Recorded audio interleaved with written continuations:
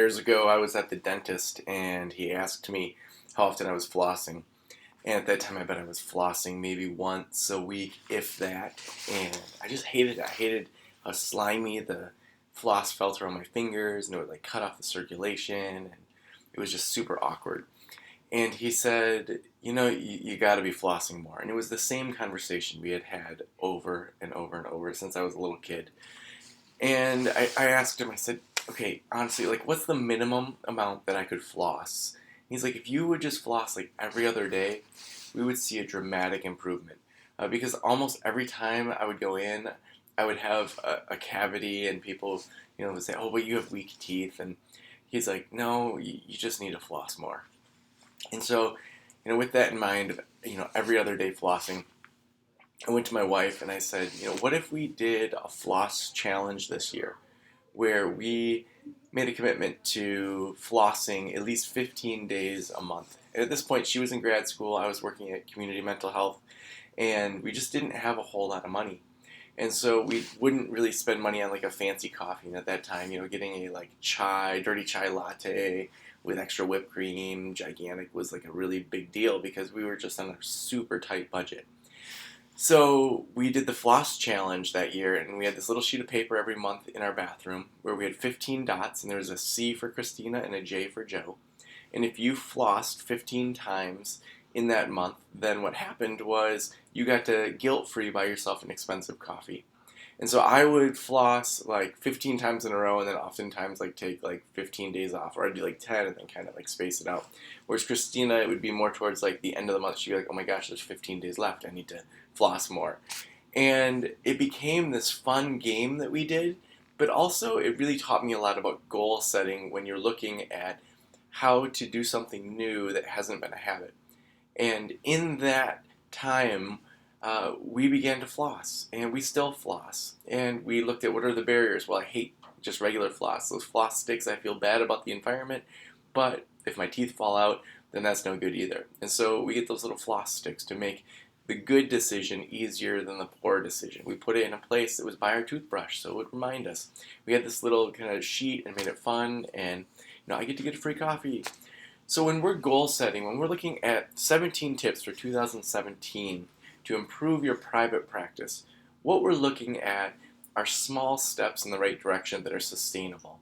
Not a sweeping, oh my gosh, do all 17 of these, but instead pick a handful that you can do, that you can really focus in on, and then let's go from there.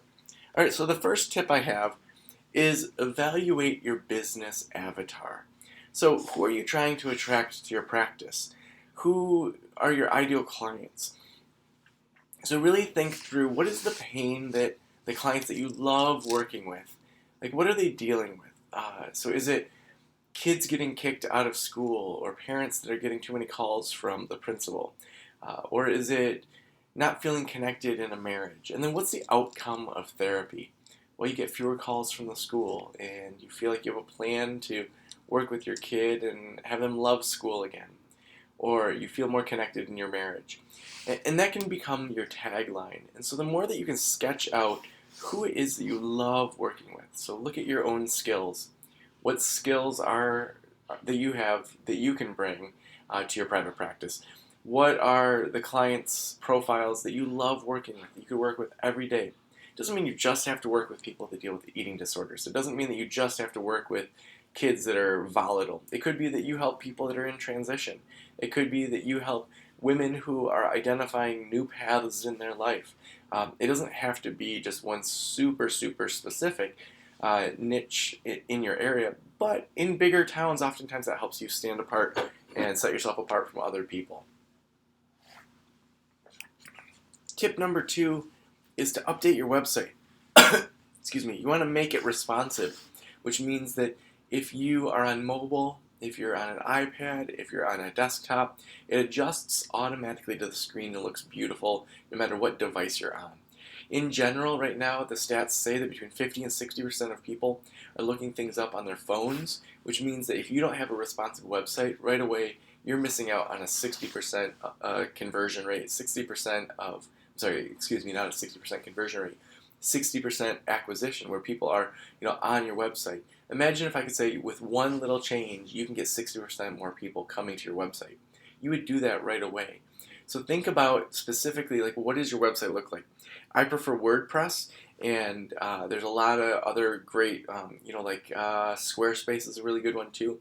Over at websiteroundtable.com, we have a 5-day course that's all about what are website terms, websites, what you should know about them.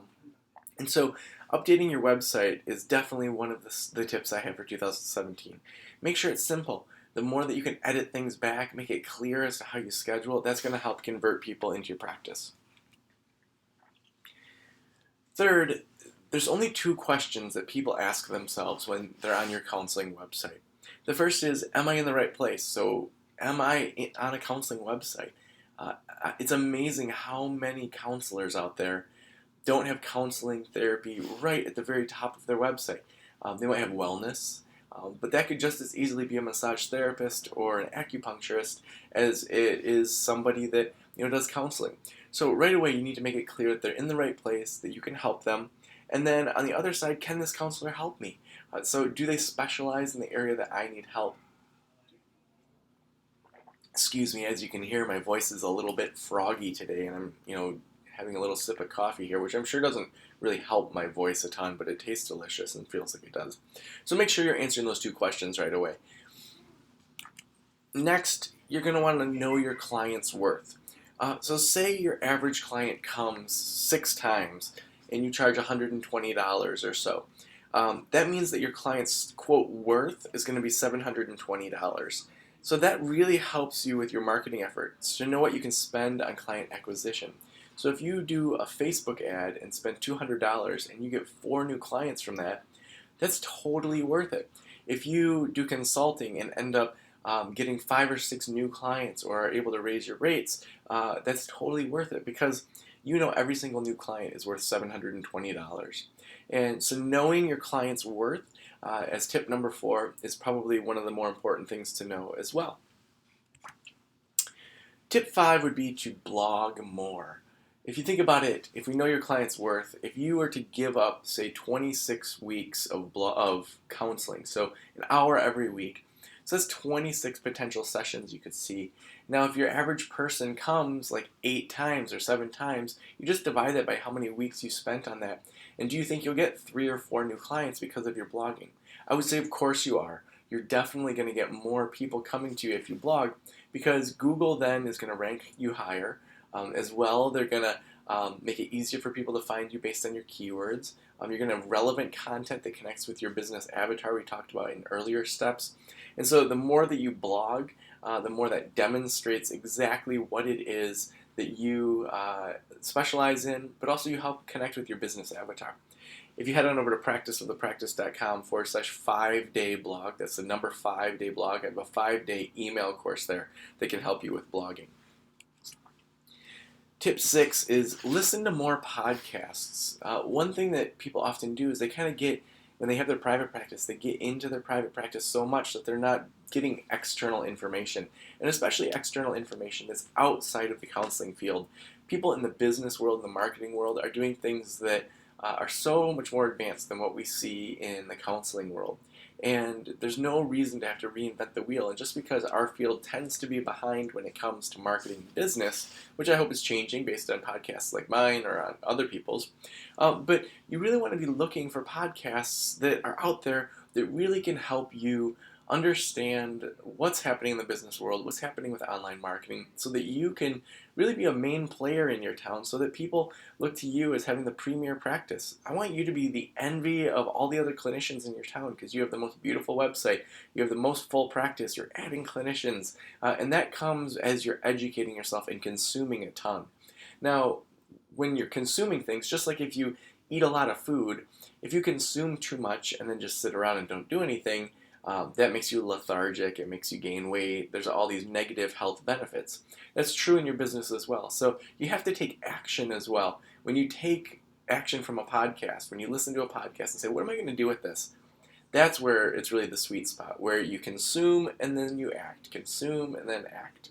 So some of the podcasts that I love, obviously the Practice of the Practice podcast. Love this podcast.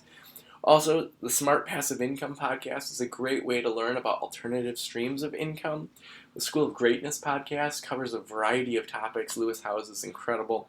And the Story Brand podcast are all my favorites that I listen to on a regular basis. Tip 7, I would say invest in learning. So outside of podcasts, there's so many great conferences, schools, things going on out there. Learn from a consultant. If you want to learn from me, head on over to practiceofthepractice.com/consulting, and we can figure out if consulting is a good fit for you. Read books or join a mastermind group. People have done this before, so you don't need to do it from scratch. I know that investing in my own learning, in reading books and understanding new ways of looking at things has been one of the game changers for moving the needle forward. Tip 8, I would say, is to attend a conference outside of the counseling field. So look at sales and marketing conferences or online business conferences. Find those conferences that are outside of the typical conference. I know that when I go to conferences, oftentimes, you show up, you stay at a hotel, you go walk around and look at all the booths, and you go to a couple breakout sessions, and those breakout sessions oftentimes are being taught by people that are kind of at your same level, and they've put together an all-right kind of breakout session, and there might be 30 people in there. But what's frustrating is that oftentimes there's one or two nuggets in there that I probably could have got from a podcast or a book, and it's not really as focused or as helpful as I would want it to be. And so looking at people that are doing things that are extremely different from just the way that you are, maybe going to online conferences or conferences that are about online marketing, going to marketing and sales conferences, going to ones that really push you to think differently and say, how am I going to apply this to counseling? That's a huge step in the right direction for your 2017. Next, I want you to think about utilizing your office fully.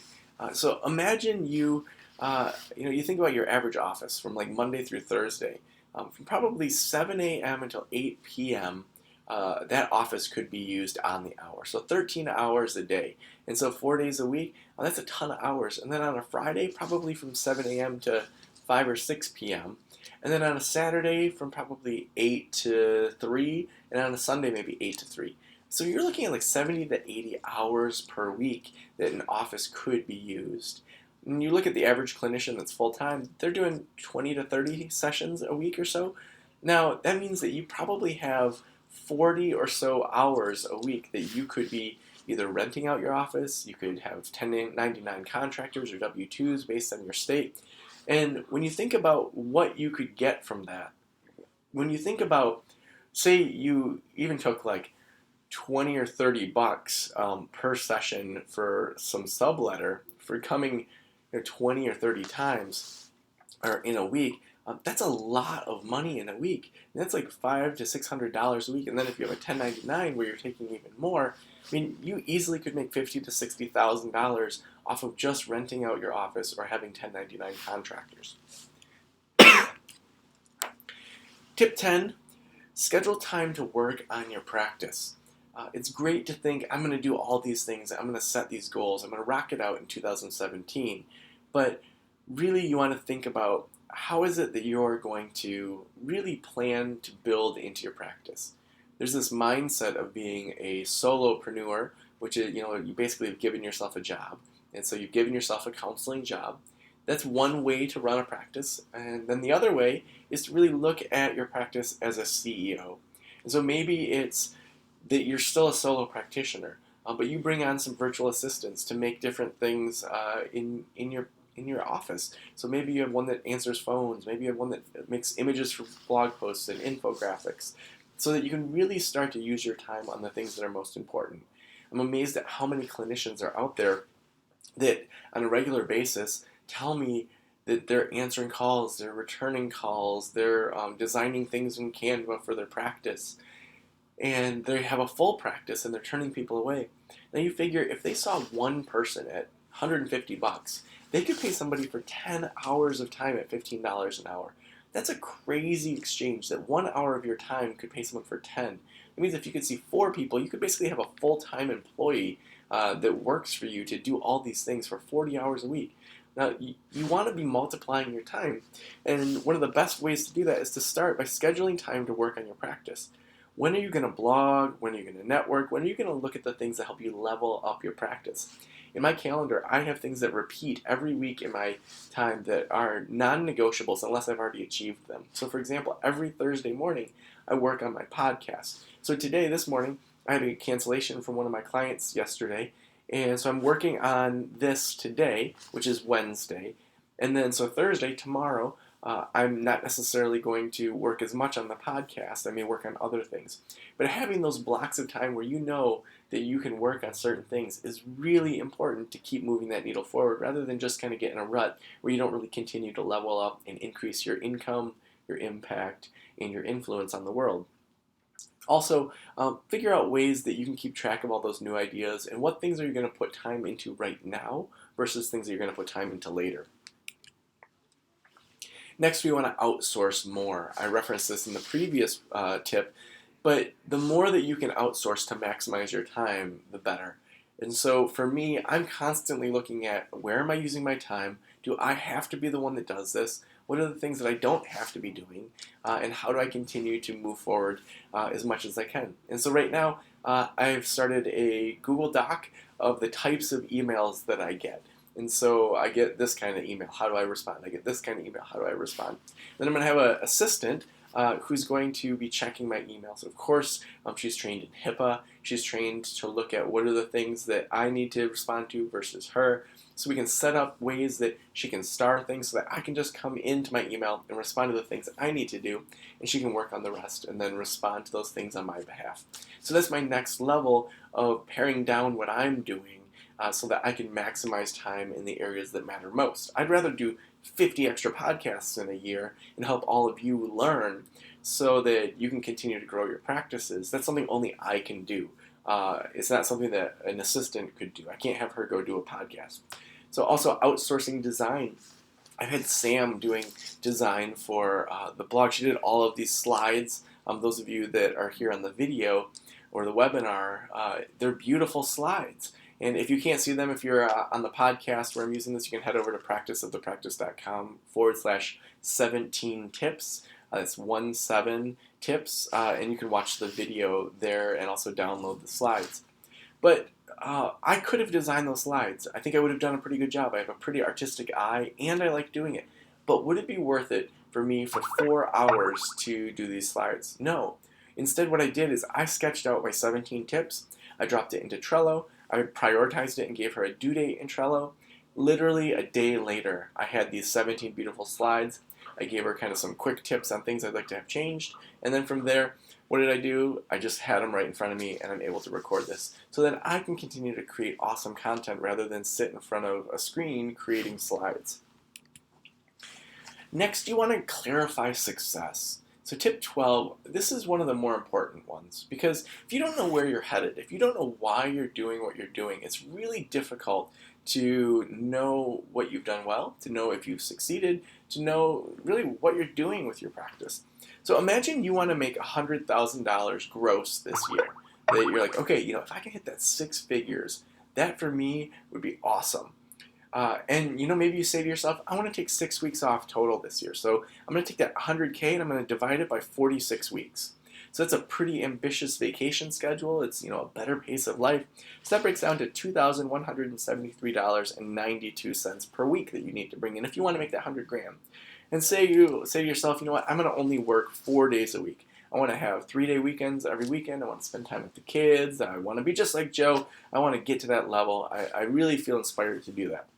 So then you take that $2,173.92 and divide it by 4 days. That means you need to bring in $543.48 per day. Now, if you only want to work, say, 5 sessions a day, you just divide that per day. That means that you need to average $108.70 per session if you're going to see 5 people a day for 4 days a week, consistently throughout the year for 46 weeks. So if you charge $115, then you have a little bit of a buffer if you're pretty sure you can stay full at that 20.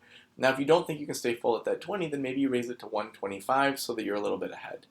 If you're at 15 sessions a week right now, maybe do it based on 12 sessions a week in case you have some discharges, in case you have some people that stop coming. So if you look at what your financial goal is, divide it then by how many weeks you want to work, then divide it by how many days you want to work, then divide it by how many sessions per day. That's going to give you a pretty good idea of how much you need to be charging if you can stay full at that rate that you said.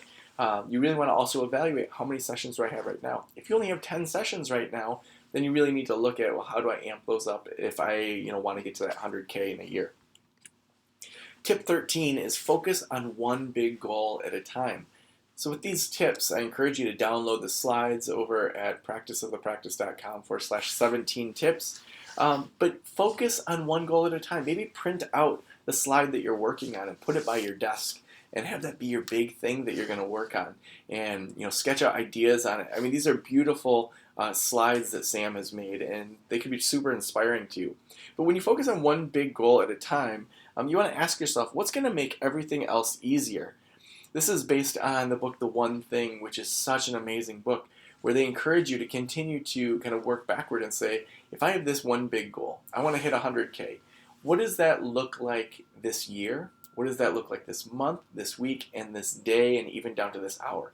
If I'm stuck at a coffee shop and a friend of mine is running late, maybe he's 20 minutes late, I need to ask myself, what am I going to do with this time?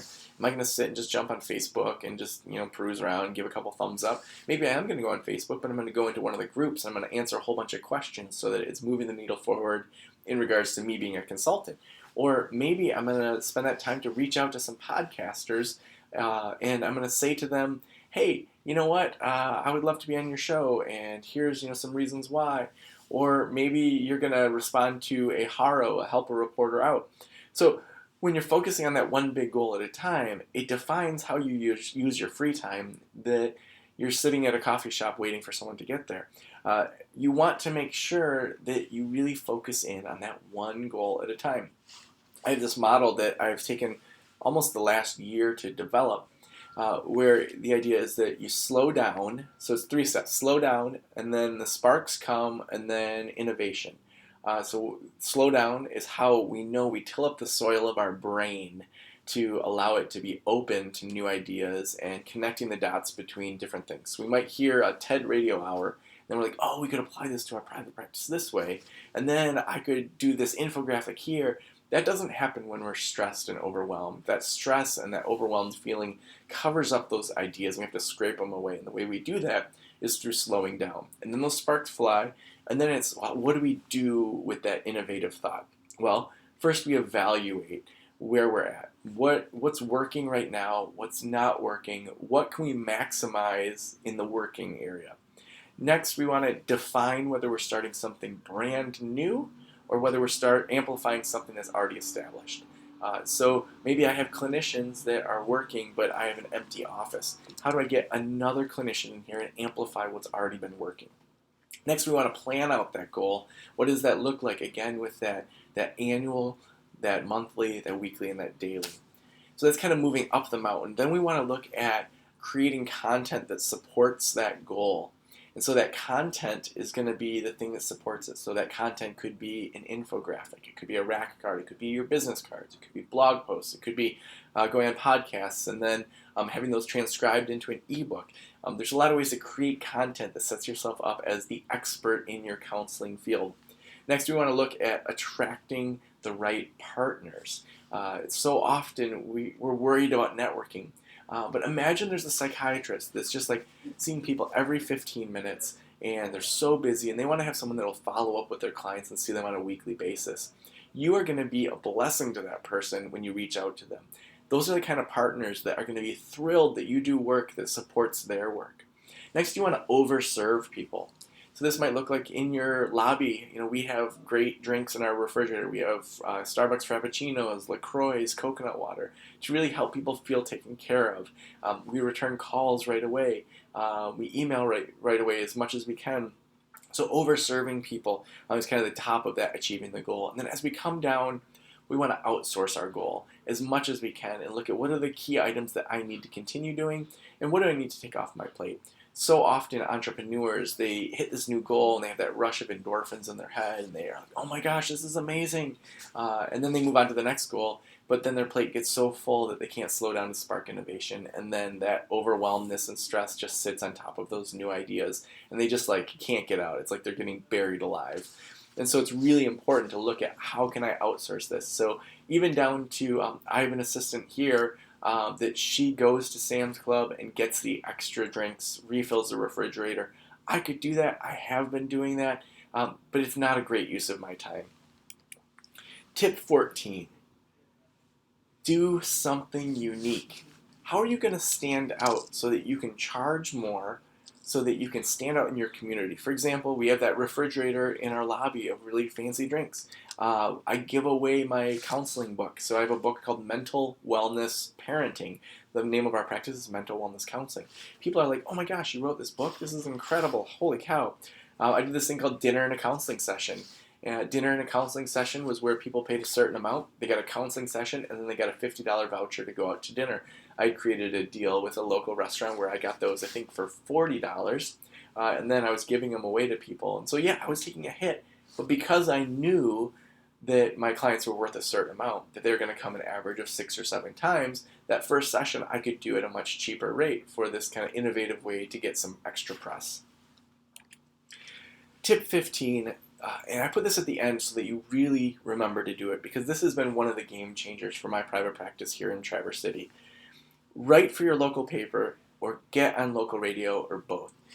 Local paper oftentimes is looking for quality content, and writing an example article, a really kind of simple nuts and bolts article, is really important. We often overthink what we think the average person needs. I'll do something about goal setting at the beginning of the year, for example, and I'll just hit on 3 big topics, things like make it definable. Don't go bragging to people about it until you've achieved something so that you have those release of endorphins then. Make sure that you know what you need to achieve, like really basic things. And people routinely are like, I love how practical your article was in the paper.